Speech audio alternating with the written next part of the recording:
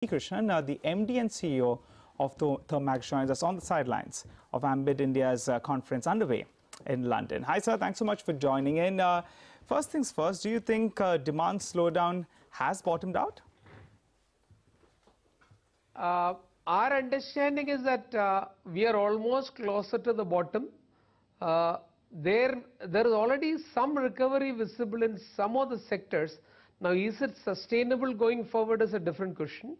And in any case, nothing much has happened the last one full year in the infra area as well as the commodity sector.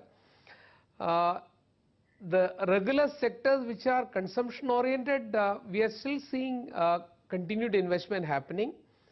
And in the other sector also, infrastructure area and commodity area also, we are seeing some movement, especially in the cement waste heat area. We have seen a couple of orders getting concluded. There are a couple of more of them expected in the current year and may spill over to the next year also. Equally, on the refinery sector, there are two new projects already awarded to Engineers India Limited. So we are expecting the inquiries for those greenfield projects to be announced in the second half of the current year. Bharat 6, which I mentioned the last con call also, that will be picking up Bharat 6 oriented refinery improvement, quality improvement program. Already tenders are out in the market. So these are the two sectors, cement and oil and gas, where we are witnessing some amount of attraction. The rest all of them, I don't expect either the steel or the power.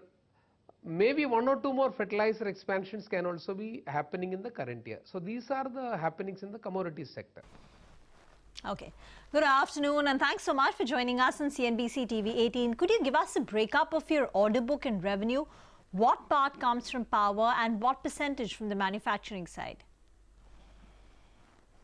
See, in a quarter, we normally received upwards of 500 crore worth of orders from the consumption-oriented sector. It will continue unabated, and my expectation it will grow in the current year also. It is not only India, even the international markets where we are currently present, like Southeast Asia, Middle East, Africa, and part of Latin America, we are seeing investments happening in this particular area. So I would expect consumption-oriented areas, we will continue to be witnessing an improvement in the order intake. All right, so then for Thermax, revenue has been declining on a year-on-year basis. Can we expect some kind of growth coming in for FY18? Thermax standalone balance sheet should see an improvement in the overall revenue recognition for the full year. Percentages, certainly I will not give a guidance on that.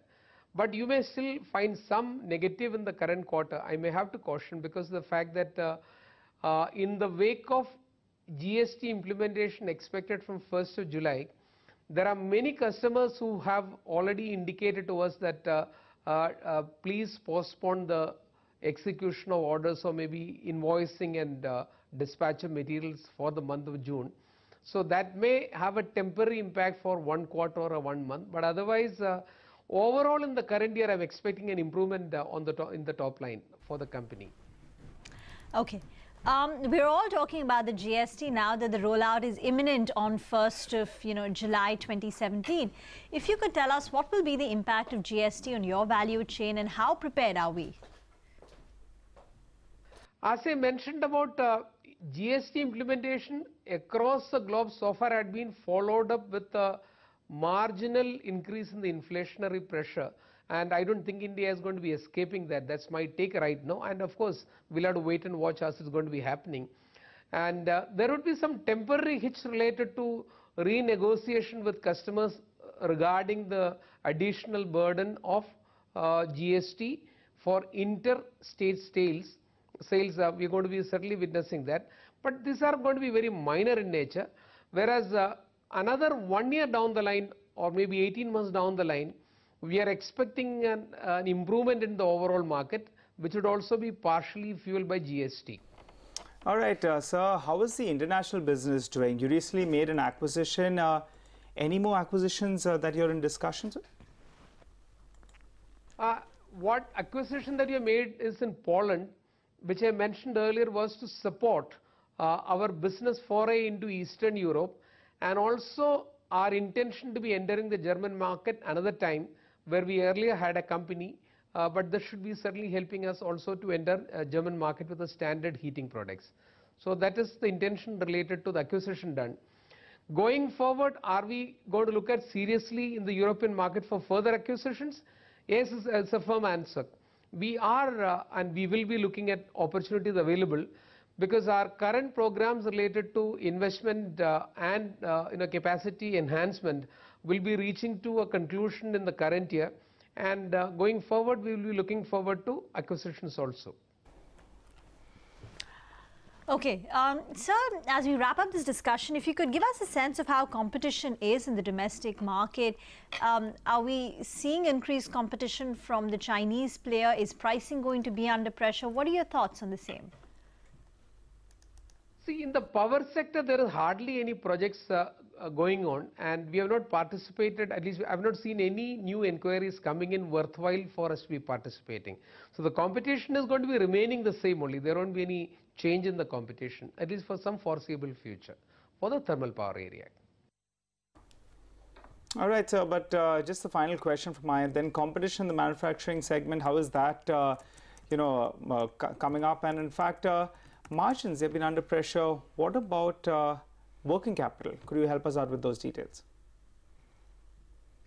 Point number one, competition will be fierce, because the number of projects are not going to be very high.